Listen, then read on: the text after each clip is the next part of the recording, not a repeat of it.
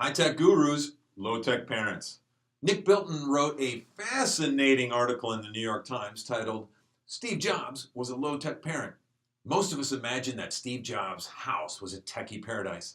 But Jobs told Nick Bilton that this idea was not even close to reality.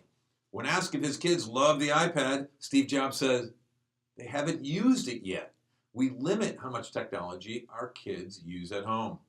Bilton was perplexed by this parenting style. After all, most parents let their kids use technology all the time. However, Bilton found Steve Jobs was not alone and that a number of technology gurus strictly limit their kids' use of technology. He found that Chris Anderson, the former editor of Wired, instituted time limits and parental controls on every device in his home.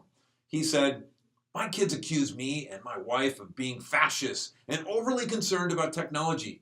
And they say that none of their friends have the same rules. That's because we have seen the dangers of technology firsthand. I've seen it in myself. I don't want to see that happen to my kids. The New York Times article went on to say that the dangers include exposure to harmful content like pornography, bullying, or even becoming addicted to their devices, just like their parents.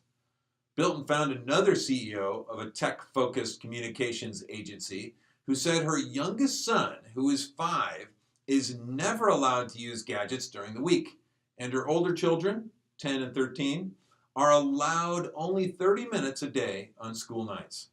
The founder of Blogger and Twitter said that instead of iPads, his young boys have hundreds of physical books that they can pick up and read anytime.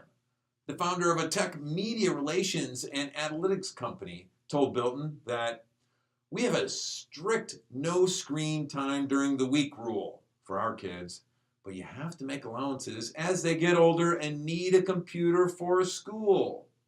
Unless you are one of the many top executives from Google, eBay, Apple, Yahoo, and Hewlett-Packard in Silicon Valley that send their kids to the low-tech Waldorfian school, where not a computer can be found. In fact, the school even frowns on kids using computers at home. Bill Gates, founder of Microsoft, did not allow his kids owning cell phones until they were 14, even though they argued all their friends had them.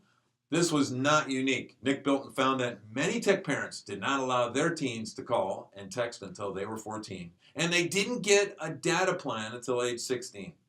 To sum this up, here are 7 takeaways for parents from the high-tech gurus.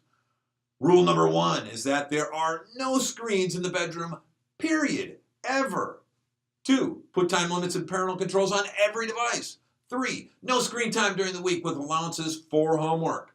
4, on school nights, no gadgets for the youngest kids and only 30 minutes for older kids. 5, no cell phone until kids are 14 and no data plan until 16. 6, read real books, not digital books. 7, have no tech dinners with your family. Be a low-tech parent like the high-tech gurus.